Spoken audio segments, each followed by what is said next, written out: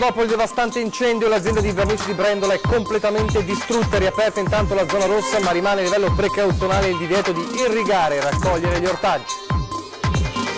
Nel maggio scorso aveva denunciato di essere stata stuprata a Bolzano da 2 cittadini nigeriani, ma una quindicenne si era inventata tutto, l'ho fatto, ha detto, per attirare l'attenzione del mio ragazzo. Tragedia in Laguna, indagato per omicidio colposo come atto dovuto il papà di Cecilia Piva, non si dà pace per quanto accaduto, l'unico responsabile sono io. Autonomia, domani il Consiglio dei Ministri in cui il Premier Conte si è impegnato a portare le istanze del Veneto, vigilia movimentata dallo scontro di stanza tra il governatore Zaia e il ministro per il Sud, la grillina Lezzi. Un 16enne e un 17enne denunciati dai carabinieri a Mestre dopo aver rubato dagli occhiali, in un negozio hanno picchiato il titolare e un suo dipendente che volevano fermarli. Baby entra Vigiana Jesolo, in un video i ragazzi si vantano della spedizione punitiva, poi con una lettera contrattaccano. Hanno aggredito uno di noi, anche loro devono pagare la replica del bagnino picchiato, la loro azione è stata premeditata. Potenziamento di linee ferroviarie, infrastrutture autostradali, trasporto pubblico locali sia su ferro che su gomma è il piano regionale del traffico 2020-2030. Fa discutere l'iniziativa del neo primo cittadino di centrodestra a Cadone che eliminare il vecchio logo del comune ritenuto troppo sovietico. Telespettatori di Antena 3, buonasera e bentrovati, l'edizione del Veneto dei nostri telegiornali. Torniamo a Brendola, quella Brendola che ieri ha vissuto la giornata di paura per le fiamme, l'esplosione, quel denso fumo nero, quella nube che ha oscurato il cielo e non solo a Brendola. Il giorno dopo restano le macerie di quella azienda di vernici completamente distrutte, inizia una pesante conta dei danni, si cercano anche le cause con un'inchiesta aperta. È stata riaperta intanto la zona rossa, ma rimane a livello precauzionale il divieto di irrigare e di raccogliere ortaggi. Abbiamo presidiato il sito dell'incendio per tutta la notte con un dispositivo ancora impegnativo in termini di risorse umane, proprio per fronteggiare gli ultimi focolai che derivavano da depositi interrati, difficilmente raggiungibili. Il giorno dopo l'inferno di Brendola resta lo scheletro della Isello Vernici, 3.000 metri quadrati andati, distrutti, le grandi cisterne piegate, i capannoni sventrati dalle fiamme, dalle esplosioni, dall'acqua utilizzata per domare il rogo. Su tutto una coltre nera, quel nero intenso che ieri si è sprigionato creando un fungo di fumo alto nel cielo, visibile da lontano, perfino da satellite, talmente scuro e denso da aver provocato un'attenuazione dei raggi solari. Nell'aria, già dalle prime campionature fatte dai tecnici dell'ARPAV, si registrano nei punti di massima ricaduta livelli di benzene pari a 120 e 115 microgrammi per metro cubo, quando la media annua è di 5 microgrammi per metro cubo. Rischio inquinamento per il canale Fiumicino Brendola, dove è finita in parte l'acqua inquinata con i residui di vernice, tamponata con un cordolo di materiale assorbente. Resta il timore della presenza di diossine, ma per saperlo bisognerà attendere le prossime ore. C'è chi poi, i lavoratori delle imprese vicine a cui la divorata dalle fiamme, che sono preoccupati. Sì, siamo preoccupati per quanto riguarda le polveri che ha emanato l'incendio che si è verificato ieri pomeriggio. E adesso speriamo che facciano gli accertamenti per poter verificare l'agibilità dell'azienda. Per tutta la mattinata hanno continuato a lavorare i vigili del fuoco, sono arrivati da tutto il Veneto e provincia 25 automezzi e 70 operatori impiegati nell'opera di spegnimento e ancora sul posto nella mattinata erano al lavoro 16 mezzi. Chiuso il tratto di provinciale che porta a Brendola per consentire ai mezzi dei vigili del fuoco di transitare liberamente. Verso mezzogiorno la zona rossa, l'area di 500-600 metri attorno al rogo è stata riaperta, rimane però l'appello del sindaco ai residenti dell'area coinvolta di rimanere in casa, porte e finestre chiuse, di non usare i condizionatori. Rimane il divieto di irrigare e di raccogliere la verdura fino ai risultati delle analisi. Superata l'emergenza, il sindaco guarda ai danni. Il danno ambientale penso sia notevole e giustamente adesso lo stiamo coprendo noi con degli interventi e poi vedremo le responsabilità su chi ricadranno, chi ha causato dovrà sicuramente farsene carico. Intanto sono in diminuzione, fortunatamente se non a zero, i valori degli inquinanti nella zona interessata dall'incendio. Lo rende noto l'ULSS 8 Berica e anche l'ARPAV. Gli ultimi rilievi indicano che i livelli di sostanze volatili riconducibili all'incendio non risultano particolarmente significativi. Pertanto ogni provvedimento restrittivo riguardante l'esposizione della cittadinanza all'ambiente esterno risulta superato, così come la disposizione di non aprire porte e finestre. Si conferma invece, come abbiamo sentito anche nel servizio, il divieto di consumo di frutta e ortaggi coltivati nel comune di Brendola in attesa dell'esito dei campionamenti. La cronaca ancora, ricorderete a maggio la denuncia shock di una quindicenne di Bolzano che aveva raccontato di essere stata violentata da due cittadini nigeriani vicino a un ponte a Bolzano mentre si trovava lungo la ciclabile sul fiume Isarco nel capoluogo alto atesino non lontano dallo stadio, stava tornando a casa. Ebbene, la ragazza ha confessato di aver inventato tutto perché voleva attirare l'attenzione del suo ragazzo. Per la presunta violenza erano stati fermati, ricorderete, e poco dopo rilasciati due ragazzi di origine nordafricana. La procura ha reso noto questa svolta dopo aver concluso le indagini preliminari. Nel corso degli accertamenti, si legge in una nota della stessa procura, la ragazza ha spontaneamente dichiarato al PM e alla psicologa consulente che si è trattato di una dichiarazione non veritiera fatta per attirare l'attenzione del proprio fidanzatino, senza però valutare la dimensione che la vicenda avrebbe potuto assumere.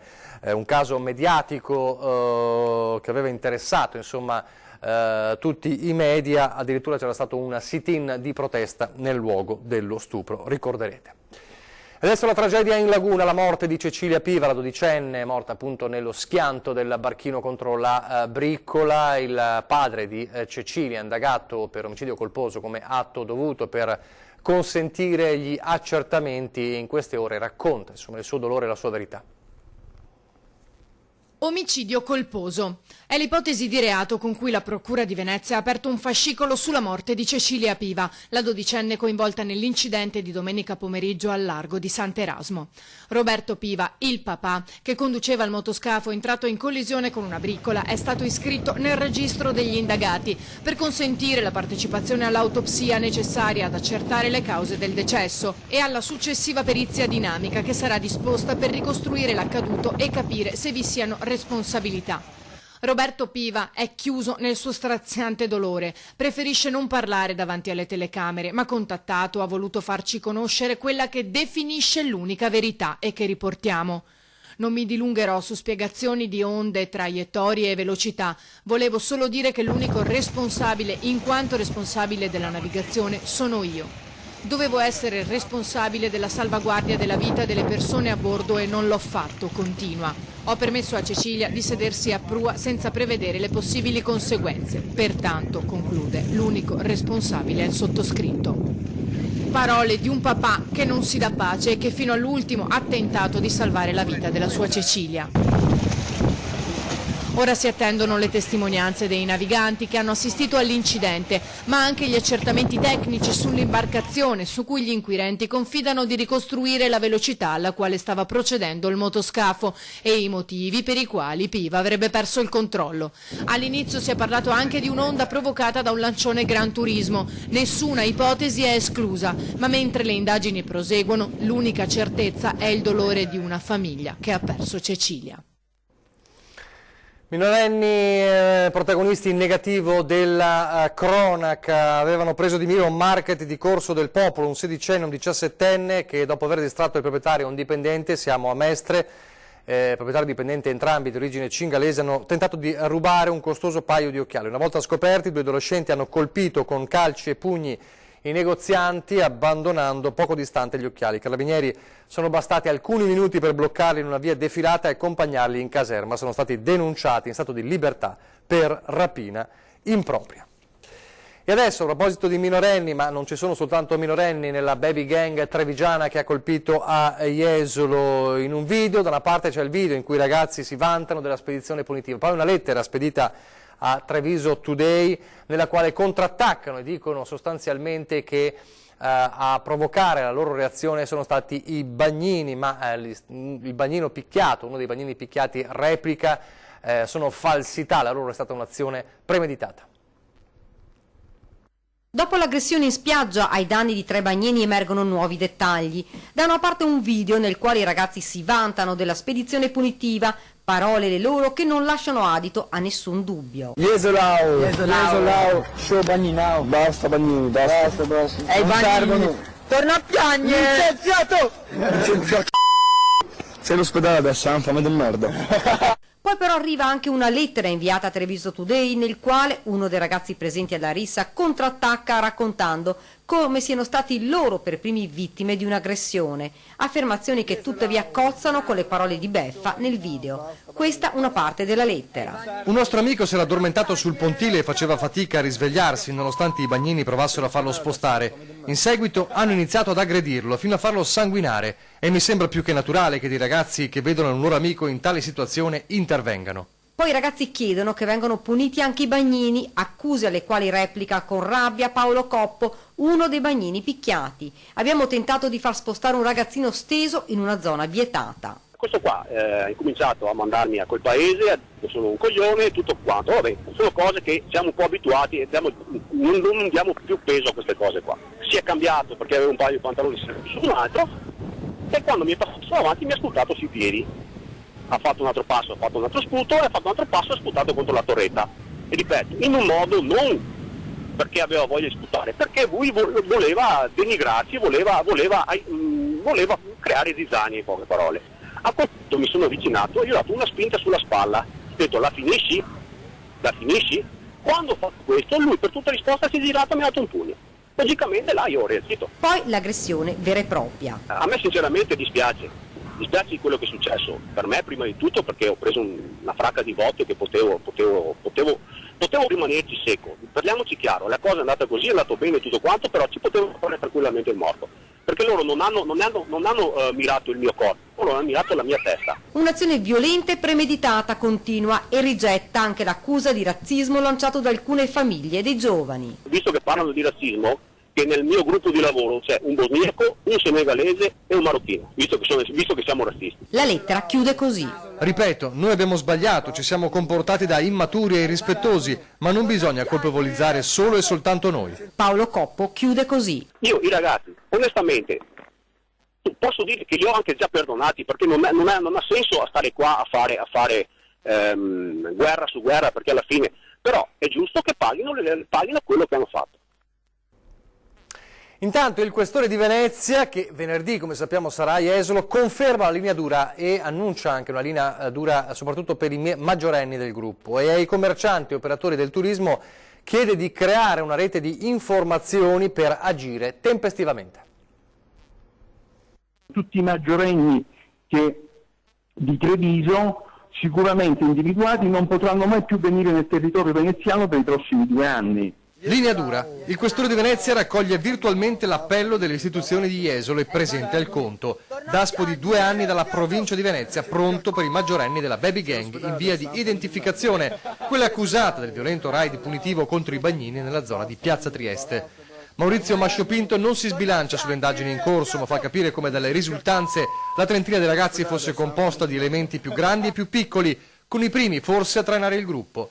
Ma anche per i giovanissimi ci saranno conseguenze. Per i minorenni scatteranno altre misure di monitoraggio delle loro famiglie, dei sistemi integrati, verranno attivate anche le competenze di natura sociale, fermo restando l'attività investigativa, ma quella è competenza dell'autorità giudiziaria. Il questore promette pugno di ferro, come è accaduto a Mestre e Venezia per gli analoghi allarmi recenti, ma sa anche che sul litorale con l'estate il problema si potrebbe ripresentare più volte. Ecco perché venerdì guiderà un vertice proprio a Jesolo, in commissariato, per incontrare anche le categorie del commercio e del turismo, a stretto contatto ogni giorno con la gente, perché una falla c'è stata nell'ultimo episodio. L'evento che è accaduto ha avuto vari momenti, noi però siamo stati informati solo nel finale, quando tutti i fatti erano accaduti. Se già nell'esempio della mattinata ci fosse arrivato un alert per cui noi potevamo già mettere in campo delle risorse, probabilmente l'evoluzione negativa non ci sarebbe stata. L'obiettivo dunque è creare al più presto una stretta rete di informazioni tra esercenti e forze dell'ordine. Noi naturalmente non chiediamo che altri facciano quello che spetta a noi. Noi siamo demandati dallo Stato a svolgere azioni di sicurezza, però dobbiamo creare delle sensibilità all'interno di chi è preposto invece ad attività commerciali a creare subito dei sistemi di alert per cui noi siamo informati immediatamente di tutto quello che accade.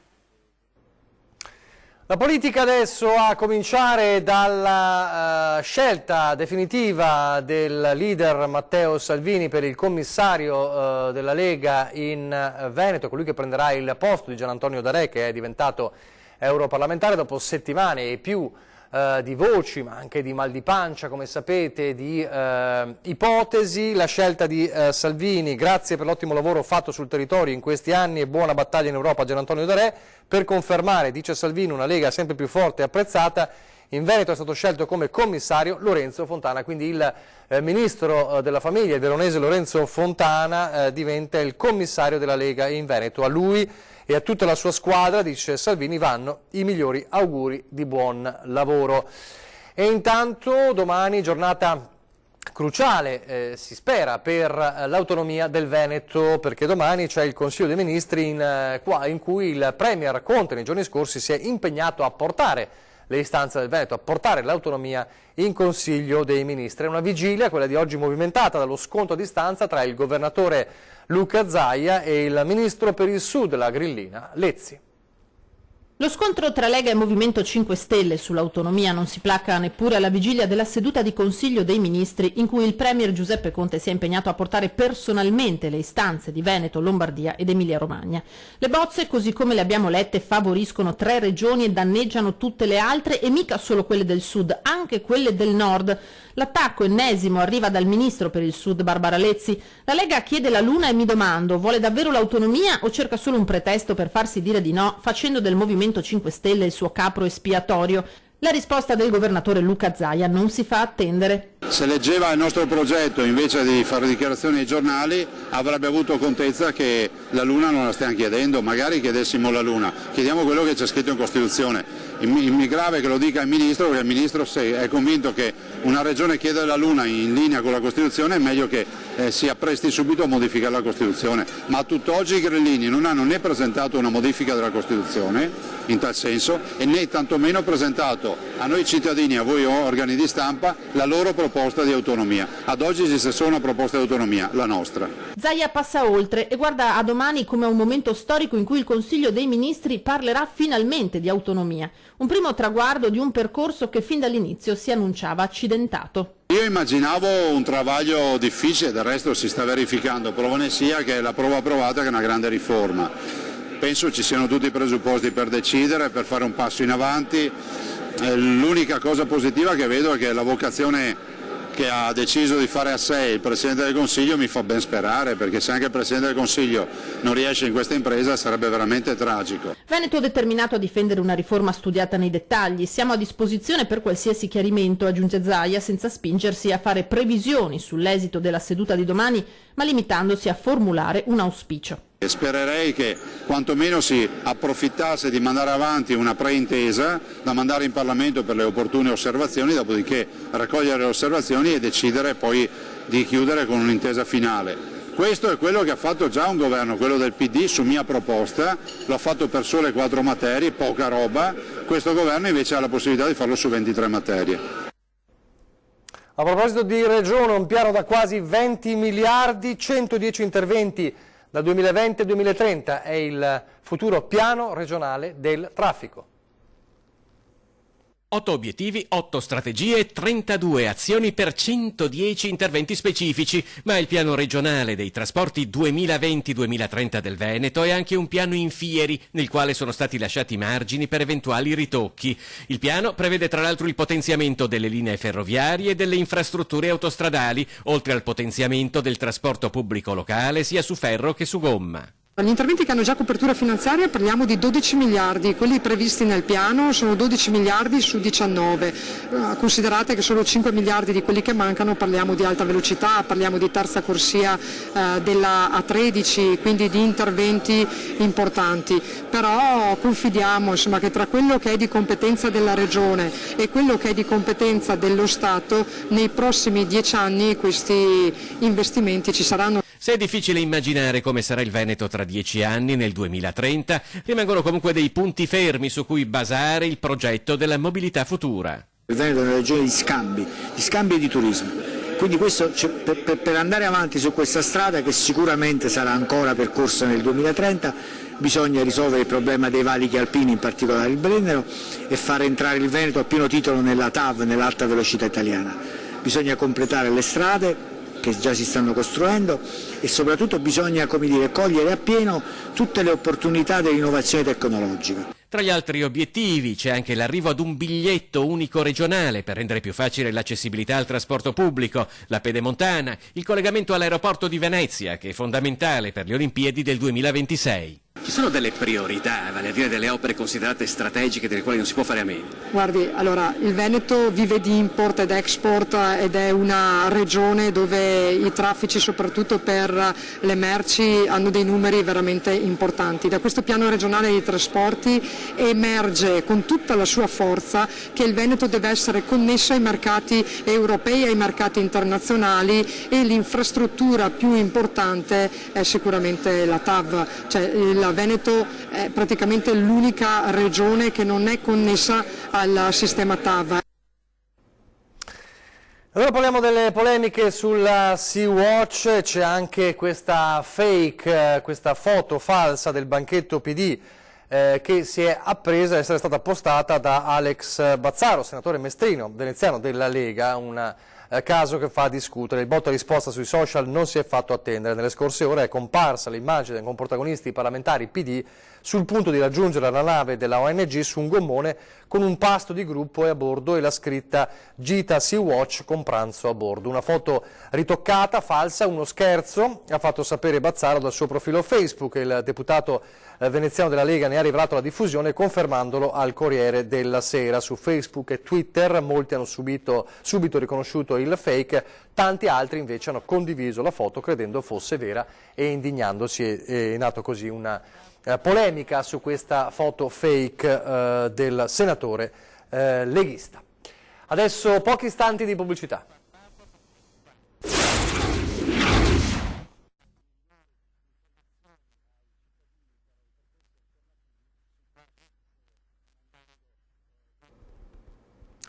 Rieccoci in studio in diretta, ripartiamo dalla cronaca del grave incidente avvenuto a confine tra Belluno e Treviso, a Praderadego, dove un boscaiolo stava tagliando della legna quando è stato colpito alla mano dalla sega e si è amputato di fatto la mano. La grave ferita ha costretto i medici del SUEM 118 a portarlo con l'elicottero al Cafoncello, dove è stato sottoposto a un delicato intervento chirurgico. Il ferito è un 71enne residente a Mel nel Bellunese. Adesso invece a Cadoneghe, dove la rivoluzione non è solo perché c'è un nuovo sindaco da poco tempo, dopo le ultime elezioni, un sindaco di centrodestra, ma è anche una rivoluzione di simboli ed è una scelta, quella che vi raccontiamo, che fa discutere. Abbiamo deciso di rinnovare già dalla grafica cartacea istituzionale nei nostri siti. Abbiamo eliminato quella C che io provocatoriamente, anche per sorridere un po', per sdrammatizzare, se no qua si prende sempre tutto sul serio, che sa di sovietico, di comunista, peraltro era scritta rossa, molto statica, vecchia, vetusta, e direi anche che non c'entra assolutamente nulla con il logo, l'effigie, ecco, del nostro comune, lo stemma araldico. La piccola Stalingrado padovana, così era conosciuta Cadoneghe prima delle amministrative 2019, cambia anche nei simboli. Il neoeletto sindaco del Carroccio, Marco Schiesaro, ha deciso di sostituire il vecchio logo comunale dalla grafica, a suo dire troppo sovietica. Si torna al colore scuro per la scritta posta al di sotto dello stemma araldico. Lo dico anche in modo anche un po' scherzoso, si è cercato di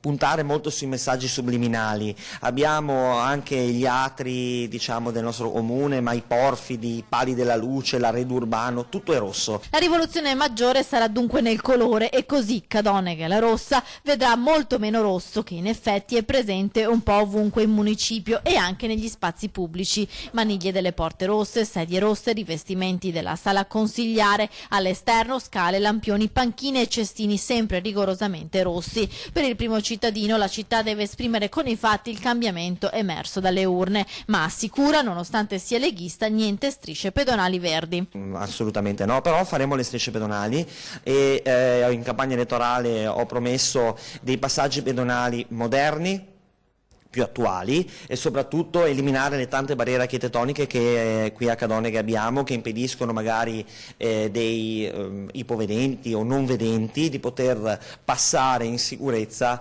i passaggi pedonali, e a breve lanceremo un programma dove rifaremo circa una decina di passaggi pedonali.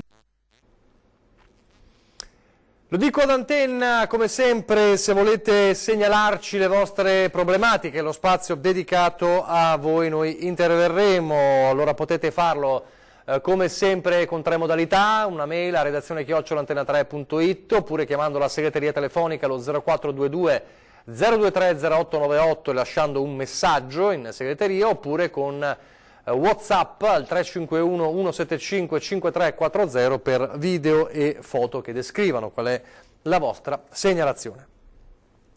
È davvero tutto, vi ricordo 20:10 dopo il telegiornale di Treviso, questa sera con Ferdinando Varino ci sarà Roberto Marcato della Lega, assessore regionale alle attività produttive della appunto regione Veneto. E adesso le previsioni del tempo, grazie per averci seguito, arrivederci.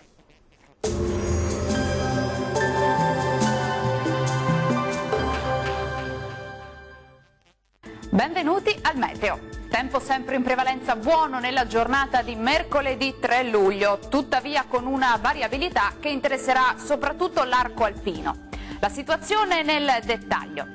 Sul Veneto sarà ampiamente soleggiato al mattino, dalle ore pomeridiane invece non si esclude qualche temporale anche violento sui rilievi in locale estensione alle aree pianeggianti causato dallo scontro tra l'aria calda e le correnti più fresche. Temperature minime tra 20 e 25 gradi, massime oscillanti invece tra 29 e 33 gradi. Bel tempo anche sul Friuli Venezia Giulia, il sole sarà protagonista e il cielo si presenterà sereno o al massimo poco nuvoloso. Attenzione a qualche rovescio anche intenso sui settori montuosi a partire dal pomeriggio. Temperature minime tra 22 e 25 gradi, massime comprese invece tra 29 e 33 gradi. Uno sguardo infine al Trentino Alto Adige, dove avremo condizioni localmente instabili con occasionali passaggi temporaleschi alternati comunque a fasi più asciutte e anche maggiormente soleggiate. Temperature minime tra 17 e 20 gradi, massime in calo sui 29 gradi circa. Bene, dal meteo di Antenna 3 per ora è tutto, vi do appuntamento al prossimo aggiornamento. Arrivederci.